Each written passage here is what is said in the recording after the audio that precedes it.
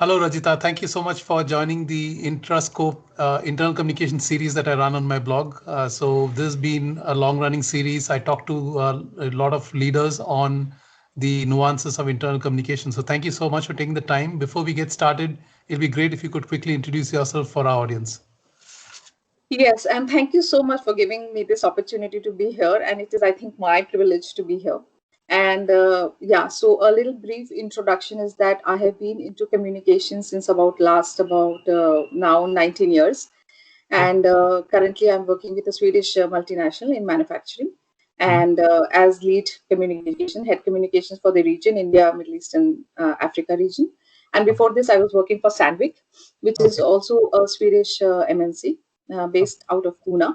And I started my career, of course, that was a long time ago with Sahara, Mhm. and because I belong to Lucknow, and Okay. that's where I did my postgrad in communications. And then, Great. that was my first job. But of course, it served as a very good training ground because at that time it was like a conglomerate into many, many things. Yes. Yes. So, yeah, this is my brief background. And Fantastic. over the period of years, of course, like everybody, I have also kind of evolved into this role of Mhm. communications. Great, great. That's a great background, and I like the fact that you work in multinationals, especially European companies. So I think you'll have a lot more context there. So let me begin by asking you the first question: what does internal communications mean to you? How do you define it? Yeah, so currently my role, as I said, it is an Alfa Laval. Hmm. And for internal communications, for me, has always been, I think, very important. And I personally feel it is a cornerstone when it comes to the strategic business side, of any company. And internal communication directly also contributes to the business strategy. And when it comes to employee productivity or employee engagement, when it comes to Right, having a dialogue between the management and the employees. right, So I think it's a very, very valuable function which adds a Mhm. lot of value to the business. Great, great.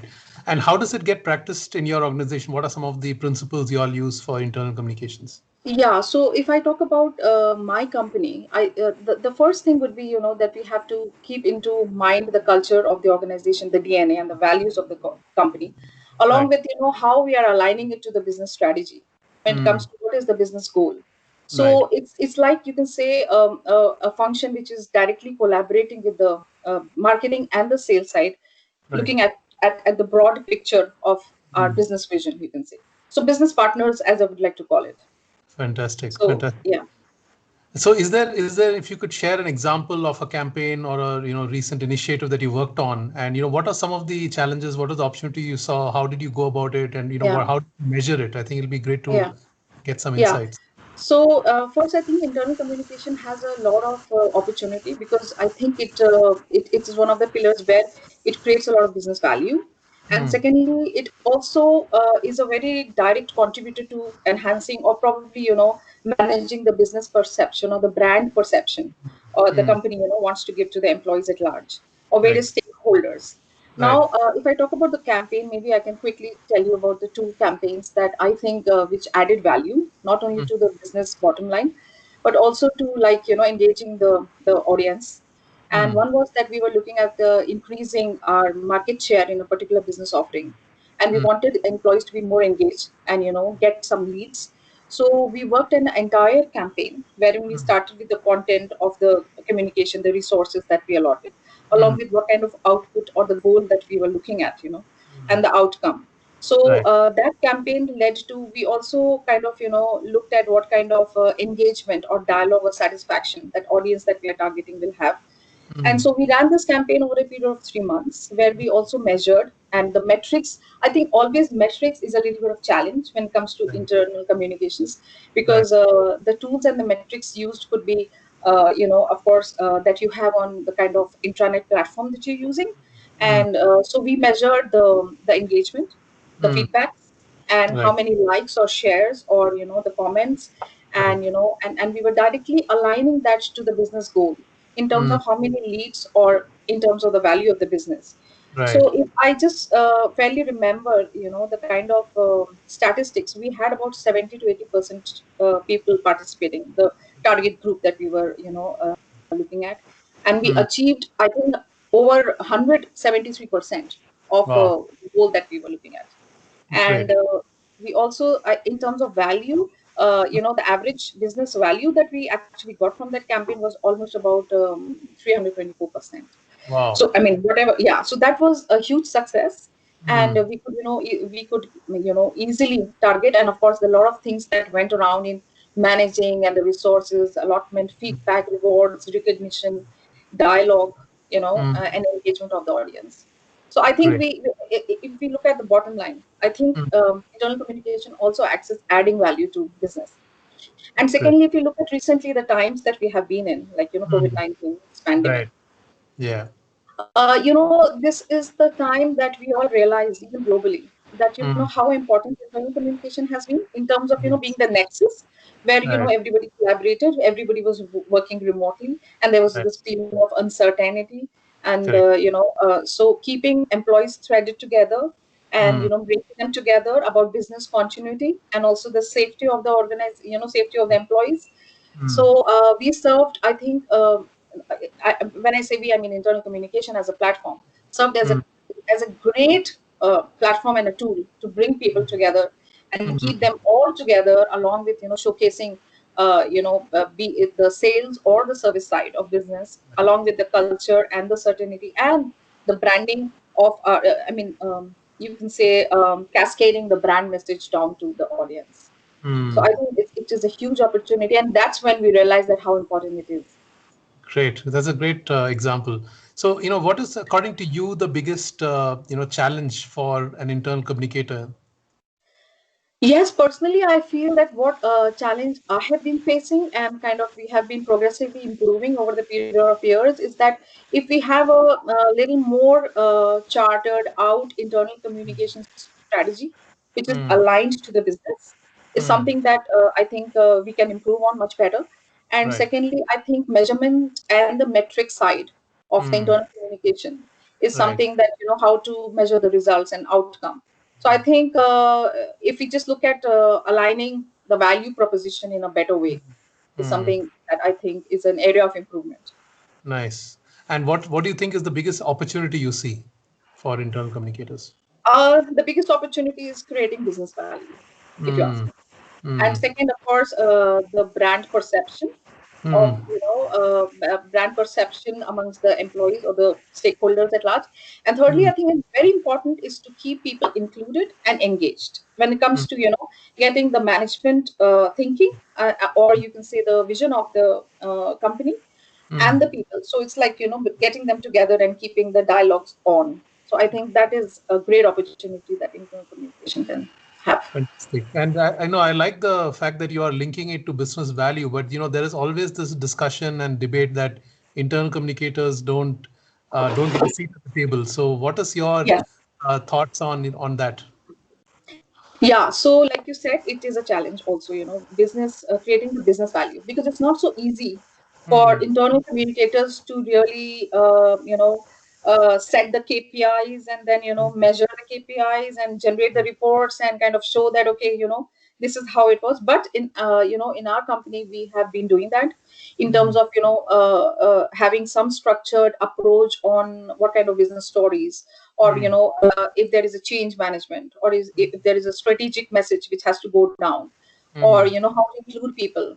So Hmm. having all these things together, and also looking at the metrics where we can measure in terms Yeah. of engagement, or the likes, or the comments, or Hmm. feedback, or maybe having a focus group or a survey done. Right. So these kind of tools to use, and see that how many people are really engaging, and how effective is what we are doing. Hmm. So Hmm. the effectiveness. Interesting. And so what, according to you, are the top skills that internal communicators must have? Yes, skill. Of course, I think it's very important, to have a little bit of strategic thinking Hmm. along with tactical skill set of using the tools, for Hmm. example. And Hmm. then, of course, when it comes to also analytical, Yeah. thinking. But I think number one is that you have to be proactive and reach out to people, Hmm. and Hmm. proactively delivering and creatively making the messages or the business stories, and aligning it to exactly what is the business goal. I Hmm. think these are the key elements, I would say, that interpersonal skill, writing skill, content, creative content, and Right. measurement and metrics, and matrix, Yeah. all these things. So I think these are the things. Great, great. So, so there is a lot of people who are interested to join this, evolving and exciting domain of internal communication. So, what's Yeah. your advice for anyone who wants to start their career in this domain? So, what advice would you give them? Yes, I would certainly, the advice I give to myself even now, it's like, and also that I would like to give to people who want to join in is that internal communication has to be looked at as, like I said, adding value to the business. Mm, I mean, the perception of the function has to be like that, number one. And number two, that you have to have that kind of little bit of, I can say, multitasking kind of skill where you can align to the business, you can generate content, and right. you like to meet people because people are spread across, Mm, globally. How you yeah, can bring people together, generate stories and ideas. Collaboration is something which is extremely important, I think. So that right. networking skill, proactive, and creativity, I think Great. these are the skills which will be needed, I think. Fantastic. And as a woman leader, I always ask all the women leaders, what is their advice for other women who want to join this kind of domain? So, what is the advice for women?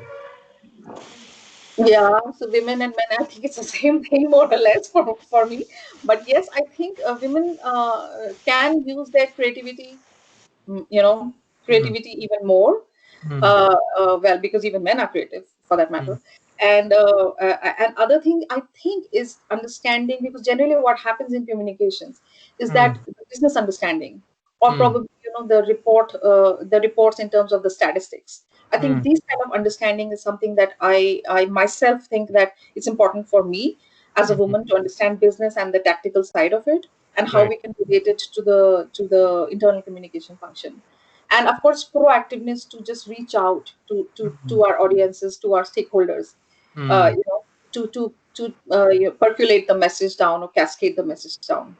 And of Great. course having the dialogue as well, it's both Yeah. sides. Yeah.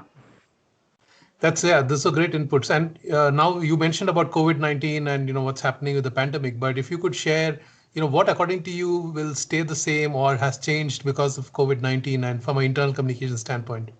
Yes, and the kind of change that we all felt, and I felt as a communicator, is that things have changed and radically. And Mm, internal communications, because now that we are working more digitally, we are, we have to learn more uh, remote skills to have the same kind of productivity where we were mm, having earlier, and right. digital tools skill set. So I Mm, think like for example how we are getting together by virtual meetings or yeah. collaborating in different virtual rooms, having Mm, even workshops together in, like a breakout room is now a virtual breakout room. yeah. So having our messages very clearly now, laid out, so there is Mm, not, and also balancing a little bit of not too much of information, but like a mm, middle way of, a balanced kind of information going out.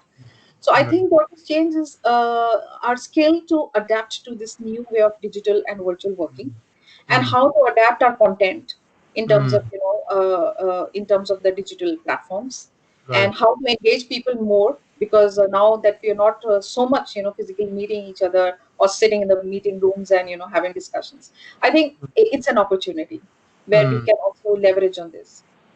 great. So Great. yeah. So, what is according to you any one trend that comes to your mind with regarding internal communications? Yeah, if I just think, like I said, it's digital, digital, Mm, virtual. mm, So I virtual. think how well we can adapt to, digitally making it more, creating that buy-in from the Mm, employees, who mm, probably the sales side probably is not so used to it. They are busy, yeah. and how to probably help the sales and the marketing and the top management by Mm, using the digital tools in terms of customers right. also. It's not only internal, like for example, product launches.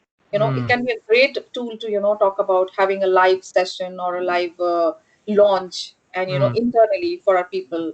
For mm, example, order handling to finance, people who are directly there in the front line. right. So I think it's a great opportunity to have this. Great, great. And as we wrap up, wanted to ask you if there's one thing you would like to change about internal communication, looking back on your career, what would that be? Yes, one thing is that I would definitely like to not change per se, but I think I would like to improve more on is like Mm, better alignment with the business goal, like I said, the business strategy.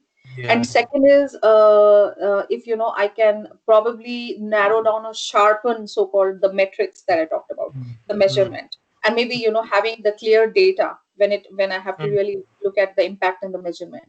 So if I can Right. segment the data and I can generate the report, so I can see the effectiveness, what is going well, what is not going well, which can be improved better. So I think Right. these are the areas that need little more working as per me.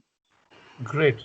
Fantastic. Thank you, Rajita, so much for taking the time to do this interview. Really appreciate your insights, and I'm sure they'll My be very pleasure. Totally my pleasure. Thank you so much. pleasure.